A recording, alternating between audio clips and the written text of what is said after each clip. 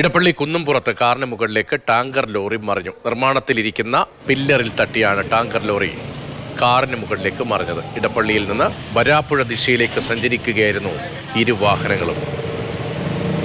ആ ദൃശ്യങ്ങളാണ് ഇപ്പോൾ പ്രേക്ഷകർ കാണുന്നത്. ശ്യാം പ്രസാദ് ഉത്തമനാണ് വിവരങ്ങൾ വായിച്ചത്. ശ്യാം, എപ്പോഴായിരുന്നു ഈ അപകടം? ആർക്കെങ്കിലും പരിക്കുണ്ടോ? രതീഷെ, അല്പം മുമ്പായിരുന്നു ഈ അപകടം നടന്നത്. ഇടപ്പള്ളി കുന്നുംപുറം ഭാഗത്താണ്. അവിടെ റോഡ് നിർമ്മാണം നടക്കുകയാണ്. അതിനെ റോഡ് മോശവുമാണ്.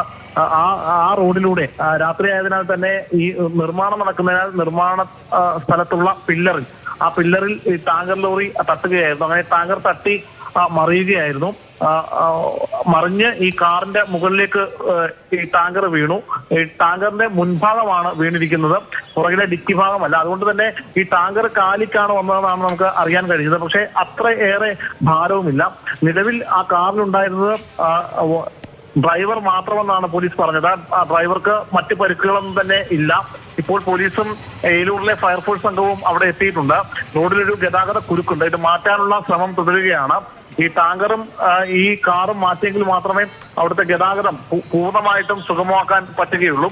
അവിടെ ചെറിയൊരു ഗതാഗത കുരുക്ക് ഇപ്പോഴുണ്ട്. വലിയ ഒരു അപകടമാണ് ഉണ്ടാകേണ്ടിയിരുന്നത്. കാരണം ഈ ടാങ്കറിന്റെ ബാക്ക് ഭാഗമായിരുന്നെങ്കിൽ ലോഡ് നിറച്ച വണ്ടിയായിരുന്നുവെങ്കിലും ഒരുപക്ഷെ ഈ കാർ പൂർണ്ണമായിട്ടും തകർന്നേനെ. നിലവിൽ കാറും അത്തരത്തിൽ പൂർണ്ണമായിട്ടും തകർന്നില്ല. കാറിന് ഭാഗികമായ കേടുപാടുകളെ സംഭവിച്ചിട്ടുള്ളൂ. ഡ്രൈവറിന് പരിക്കുകളൊന്നും തന്നെ ഇല്ല എന്നാണ് പോലീസ് അറിയിച്ചിട്ടുള്ളത്.